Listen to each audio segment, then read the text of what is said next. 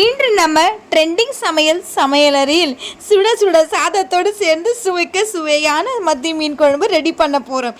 எப்போவுமே போல எளிமையான ஸ்டைல் வீட்டில் எல்லாரும் ருசிக்க சாப்பிட்ற மாதிரி ஒரு டிப்ஸ் கொடுக்க போகிறேன். வாங்க வீடியோக்குள்ளே போகலாம்.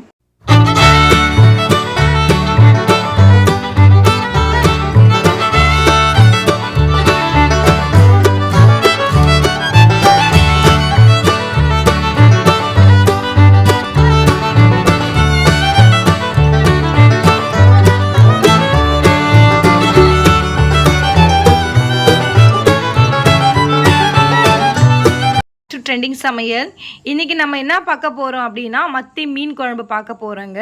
இது கேரளாவில் மோஸ்ட்டாக என்ன சொல்லுவாங்க அப்படின்னா சால மீனுன்னு சொல்லுவாங்க. பட் வந்து தமிழ்நாட்டில் வந்து பார்த்தீங்கன்னா இது மத்தி மீனுங்க. காரசாரமான ஒரு மத்தி மீன் குழம்பு செய்ய போகிறோம். மத்தி மீன் குழம்பு எல்லா வீட்டிலும் பிரபலமான ஒரு சத்தான சாப்பாடுங்க. இது வந்து உடலுக்கும் தசைக்கும் ரொம்பவும் உதவுங்க. மூளை வந்து ஆரோக்கியமாக இருக்கும். இதில் கால்சியம் இருக்குது, விட்டமின் டி இருக்குது. ஸோ நிறைய இந்த மாதிரி பெனிஃபிட்ஸ் இருக்குங்க. இம்யூனிட்டி பவர் வந்து அதிகரிக்கும் அண்ட் வந்து சீக்கிரமாகவே ஜீரணமாகிடும். இன்னும் மிஸ் பண்ணுறீங்களா இந்த மீன் குழம்பு செய்ய? அப்போ உடனே சேனலை பாருங்கள். பொதுவாக வந்து பார்த்தீங்கன்னா இந்த மீன் வந்து மருத்துவ குணம் உள்ளதுங்க. இது எப்படி செய்யுதுன்னு சொல்லிட்டு 1 by 1 பாருங்கள். நான் சொல்கிறபடியே நீங்கள் வந்து இன்க்ரீடியன்ஸை ஆட் பண்ணிக்கோங்க. இப்போ வந்து 1 கிலோ வந்து பார்த்தீங்கன்னா நான் மத்தி மீன் எடுத்திருக்கேன். நல்லா வாஷ் பண்ணியிருக்கேன். மஞ்சள் தூள் கல்லுப்பு போட்டு பார்த்தீங்கன்னா நல்லா வாஷ் பண்ணியிருக்கேன். இதுக்கு தேவையான நம்ம மசாலாவை பார்த்துக்கலாங்க. 1 to 1.5 டீஸ்பூன் வந்து நம்ம சீரகம் எடுத்துக்கலாங்க. பூண்டு எடுத்துக்கலாம். ஒரு 6 பூண்டு எடுத்துருக்கேன். தேங்காய் எடுத்துக்கேன். தேங்காய் வேணும்னா நீங்கள் ஆட் பண்ணிக்கலாம், இல்லைன்னா நீங்கள் அவாய்ட் பண்ணிக்கலாம். உங்களுடைய விருப்பங்க தாங்க இது.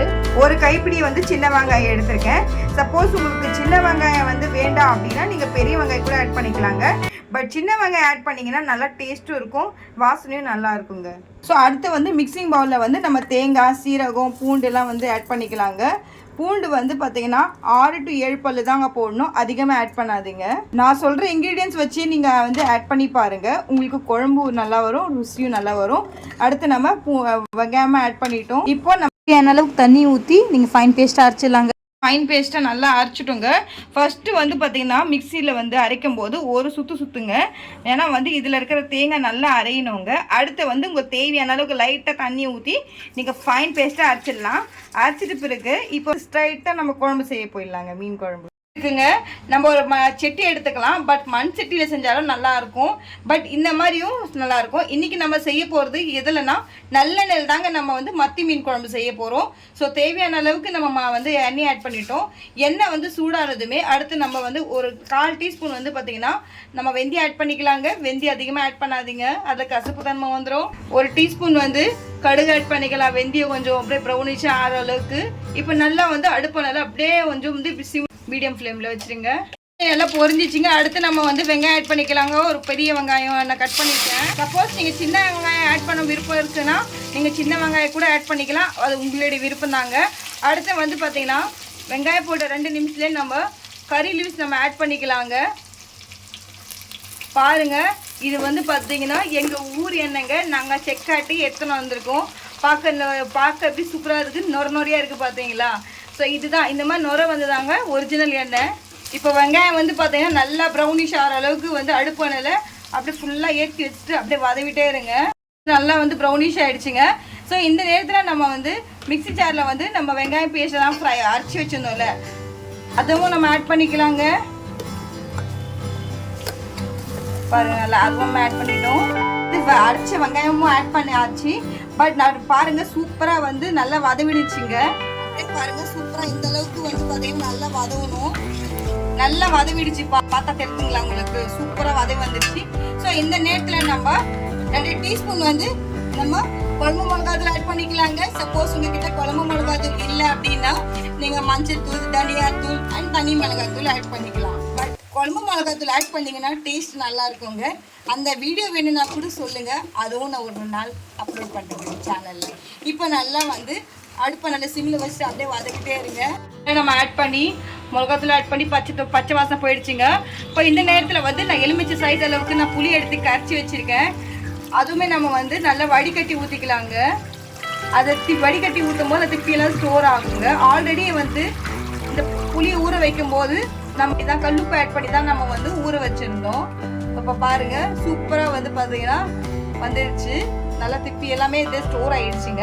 இப்போ ஆல்ரெடி நம்ம வந்து மிக்ஸி ஜாரில் வந்து அரைச்சி வச்சிருந்தோம்ல வெங்காயம் விழுது, அதில் வந்து தண்ணி ஆல்ரெடி ஊற்றி வச்சிருந்தோம், அதுவுமே நம்ம ஆட் பண்ணிட்டோங்க. இப்போ குழம்பு நல்லா கொதிக்கணும், அந்த பச்சை வாசனை எல்லாம் போகணுங்க. ஒரு கொதி வந்தா போதும், சரிங்களா? இப்படி போட்டு மூடிடலாங்க. ஒரு கொதி வரட்டுங்க. இது நம்ம பார்க்கலாம். இந்த நேரத்துல நம்ம வந்து பொடியை நறுக்குன ஒரு 2 தக்காளி நம்ம மேலே ஆட் பண்ணிக்கலாங்க. சூப்பராக இருக்குது. தக்காளி வந்து பார்த்தீங்கன்னா எல்லாமே முன்னாடியே போட்டுருவாங்க, பட் நம்ம வந்து பார்த்தீங்கன்னா அப்புறமா போடுறோம். பட் இது சாறுலாம் இறங்கும் போது அவ்வளோ ருசியாக இருக்குங்க. இப்போ இந்த நேரத்தில் அடுப்பண்ணில் கொஞ்சம் அப்படியே தூக்கி வச்சுருங்க. அப்படியே வந்து 10 நிமிஷம் அப்படியே விடுங்க. கொதிச்சிச்சான்னு பார்க்கலாம். வா, வேறு லெவலில் கொதிச்சிருக்குது. அப்படியே பாருங்கள் எண்ணெய் திரிஞ்சு அப்படியே மேலே வருது பாருங்கள். ஸோ இந்த ஸ்டேஜில் நம்ம ஆல்ரெடி வாஷ் பண்ணி வச்ச நம்ம மத்தி மீன் போட்டுடலாங்க. அப்படியே ஒன்று ஒன்று அப்படியே போடலாம். சூப்பராக இருக்குது. குட்டி குட்டியாக அப்படியே அதை சாரெல்லாம் அப்படி இறங்கி அப்படியே வரும்போது அவ்வளோ ருசியாக இருக்குது பாருங்கள். மீன் பாருங்கள் எவ்வளோ ஃப்ரெஷ்ஷாக இருக்குது. சொல்கிறபடியே நீங்கள் வந்து மசாலா ஆட் பண்ணிங்கன்னா குழம்பும் நல்லாயிருக்கும், அதோடைய ருசியும் நல்லா இருக்குங்க. செய்யும் போது கொஞ்சம் அன்போடும் செய்யுங்க, லவ்வோடையே செய்யுங்க. நல்லா இல்லாத குழம்பு கூட அவ்வளோ டேஸ்ட் கொடுக்குங்க. இப்போ நம்ம எல்லாமே மீன் ஆட் பண்ணிட்டோங்க. எந்த நேரத்தில் வந்து உப்பு காரம் புளி எல்லாம் எப்படி இருக்குன்னு பார்த்துக்கோங்க. உங்களுக்கு தகுந்த மாதிரி நீங்கள் கூடிய குறைச்சி அட்ஜஸ்ட் பண்ணிக்கோங்க. இப்போ 2 கொதி வர அளவுக்கு நம்ம மூடி போட்டுடலாங்க. 2 கொதி வரட்டும், வெயிட் பண்ணுங்க.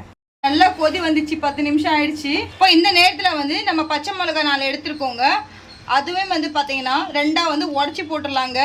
ஸோ இந்த நேரத்தில் வந்து பார்த்தீங்கன்னா அந்த காரெல்லாம் அந்த பச்சை மிளகாயோட காரம் இறங்கும், புளி உப்பு அந்த மீனோட சாரம் இறங்கி அவ்வளோ ருசியாக இருக்குங்க. அம்பட்டு ருசியாக இருக்கும். இது இன்னைக்கு சாப்பிட்றத விட நாளைக்கு வச்சு சாப்பிட்டீங்கன்னா அவ்வளோ ருசியாக இருக்கும். இதில் நல்லா நியூ ஆட் பண்ணியிருக்கோங்க.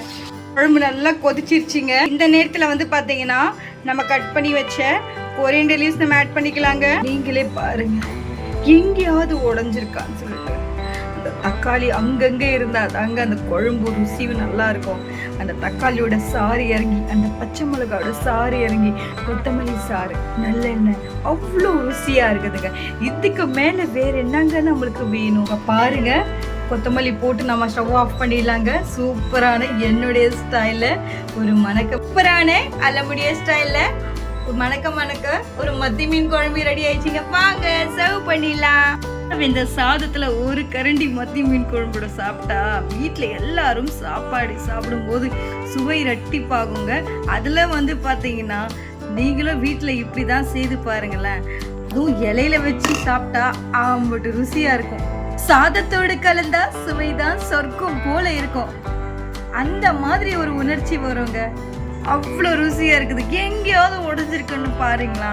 இங்கே வாங்கும் போது வந்து பார்த்தீங்கன்னா மீன் ஃப்ரெஷ்ஷாக வாங்குங்க. அதுலேயும் வந்து ஹைலைட் என்னன்னா நான் சொல்கிறபடி நீங்கள் ஒவ்வொரு இன்க்ரீடியன்ஸை பார்த்து ஆட் பண்ணுங்க.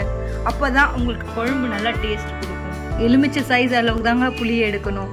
நான் சொல்கிற மெத்தட்லையும் நீங்களும் செஞ்சு பாருங்கள். செஞ்சு பார்த்துட்டு உங்களுடைய ஃபீட்பேக்கை என்னுடைய கமெண்ட் செக்ஷனில் சொல்ல மறந்துடாதீங்க. சாதத்தில் சூடாக ஒரு கரண்டி மத்தி மீன் குழம்பு போட்டால் வீட்டுக்காரங்க சாப்பிடும்போது இதே தான் நம்ம ஊர் சுவை அப்படின்னு சொல்லுவாங்க. மீன் குழம்போட சுட சுட சாதம் போட்டு சாப்பிட்டா அந்த சுவை வந்து ரெட்டிப்பாகும். அது பக்கத்தில் ஜீரணத்துக்கு ரசம், அது கூட ஒரு பாயில்டு எக், அது வந்து 2 ஃப்ரை பண்ணியிருக்கேன். அதனத்துக்கு ரசம் நல்லா மிளகு போட்டு ரசம் பண்ணியிருக்கேன். அந்த வீடியோவை நான் அப்லோட் பண்ணியிருக்கேன். உங்களுக்கு கண்டிப்பாக அது யூஸ்ஃபுல் ஆகும். ஒரு பக்கத்தில் ஒரு பாயில்டு எக் வெள்ளை வெளியேன்னு, அது கூட வந்து சங்கரா மீன் ஃப்ரை, அந்த ஃப்ரையும் போட்டிருக்கேன். எப்படி மீன் ஃப்ரை பண்ணுறதுன்னு அந்த சேனல்லையும் என்னோட சேனல் அப்லோட் பண்ணியிருக்கேன். இந்த ரெசிபி உங்களுக்கு பிடிச்சிருந்தா ஒரு லைக் பண்ணுங்கள், ஷேர் பண்ணுங்கள், சப்ஸ்கிரைப் பண்ணுங்கள். மறக்காமல் என்னுடைய ட்ரெண்டிங் சமைக்க பெல் ஐக்கானை கிளிக் பண்ண மறந்துடாதீங்க. அப்போ தான் நான் போடுற வீடியோஸ் உங்களுக்கு உடனே வருங்க. இந்த மாதிரி நீங்கள் சாப்பிட்டீங்க அப்படின்னா அப்படியே உங்களுக்கு ஹெவன்ல இருக்கிற மாதிரி வருங்க. இதுக்கு மேலே உங்களுக்கு ஒரு விருந்து சாப்பாடு வேணுமா? நீங்களே சொல்லுங்களேன். என்னுடைய வீடியோ முழுசா பாருங்க, ஸ்கிப் பண்ணாம பாருங்க. அப்போதான் நான் என்ன இன்கிரீடியன்ஸ் ஆட் பண்ணியிருக்கேன்னு சொல்லிட்டு உங்களுக்கு தெரியும். என்னோட வீடியோவை முழுசா பார்த்ததுக்கு ரொம்ப நன்றி. இதே மாதிரி சூப்பரான ஒரு டிஷ்ல சந்திக்கும் வரை இப்போ உங்களுடைய அலைமேலி விடை பெறுவது. Take care, love you all, see you, bye tomorrow.